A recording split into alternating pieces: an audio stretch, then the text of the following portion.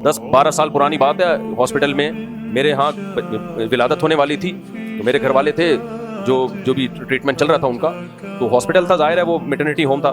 तो अब क्या हुआ, एक खातून मैंने देखा सामने बैठी हुई रो रही हैं और उनका एक बेटा पैंट शर्ट में यानी नाज़ाबाद एक अच्छा इलाका समझा जाता है, कराची का पढ़ा लिखा इलाका था वो, तो वो साहब बैठे हुए हैं और यूं मुँह करके ना, तो वो मैंने देखा कि वो खातून की आंखों में आंसू रो रही हैं और इतने में एक वो आई, कोई आंटी कोई बेटी होगी उनकी, कह रही हाय मेरे तो बेटे का मुंह ही लटक गया बेचारे, और खुद भी रो रही हैं। मैंने कहा शायद इंतकाल हो गया लग रहा है, इनकी बहू का क्या हो गया। बहरहाल मुझे बड़ा तरस आया, मेरा दिल चाह मैं भी रोऊं कि यार जवान बहू चली गई, क्योंकि शौहर से तो लग रहा है जवान बहू गई बेचारी, या बच्चा मर गया शायद, पता चला बेटी पैदा हुई, नर्स ने आके बताया बेटी।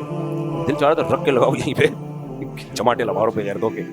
ये काफिरों वाली सोच है, क्योंकि काफिर सिर्फ दुनिया को देखता है। कमबख्तो, तुम अपनी औलाद इसलिए पैदा कर रहे हो कि तुम्हें कमा के खिलाएगी, ये तो मुलाजिम भी यही कर रहे होते हैं, सिर्फ यही जज्बा है तुम्हारा कि औलाद इसलिए पैदा कर रहे हैं कि वो क्या करेगी, नोट छापने की मशीन।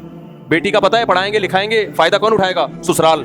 तो ये कॉन्सेप्ट है, और ये 4 शादियां का रिवाज ना होने का अजाब है हमारी सोसाइटी में, कि बेटियों को बोझ समझना शुरू उसी दिन से होता है। अब इनकी शादी कैसे होगी, अरबों में ये नहीं है, अरब बेटी पे ज्यादा खुश होते हैं।